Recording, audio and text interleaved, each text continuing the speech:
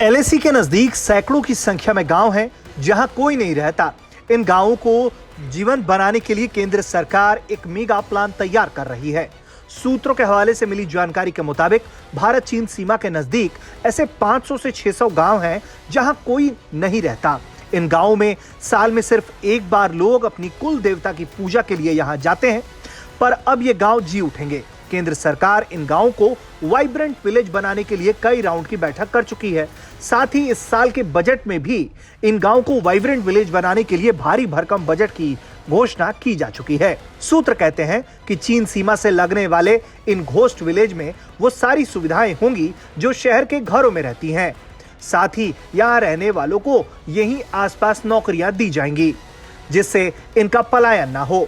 जानकारी के मुताबिक चीन सीमा से लगने वाले करीब 100 गांवों को वाइब्रेंट विलेज बनाने का मेगा प्लान है। यही नहीं, उत्तराखंड के बॉर्डर के नजदीक 115 से ज्यादा विलेज को आधुनिक बनाना है। उत्तराखंड में जो कुछ जगहों पर जैसे जांडूंग, नेलांग और मलारी में वाइब्रेंट विलेज के प्रोजेक्ट के तहत शुरुआती रिपोर्ट भी तैयार कर ली गई है। सरकारी सूत्र कहते हैं कि भारत चीन सीमा के नजदीक हिमाचल के करीब 80 गांव को वाइब्रेंट विलेज के तहत डेवलप करना है। इसके साथ ही सिक्किम बॉर्डर के पास 50 तो अरुणाचल बॉर्डर के नजदीक 100 से 120 गांव हैं जो घोस्ट विलेज बन चुके थे, उनको भी विकसित किया जाएगा। सीमा पर बसे हुए लोग और गांव देश के लिए स्ट्रेटेजिक एसेट्स हैं। सरकार के लिए सबसे बड़ी समस्या इन इलाकों से लोगों का पलायन है, क्योंकि पलायन होने से न केवल गांव खाली हो जाते हैं बल्कि सेना को भी कई चुनौतियों का सामना करना पड़ता है।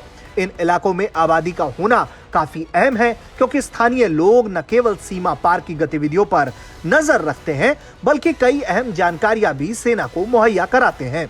हाल ही में ऐसी कई रिपोर्ट्स आई हैं जहां चीन बॉर्डर से सटे अपने गांवों में डिफेंस इंफ्रास्ट्रक्चर बनाने में जुटा है।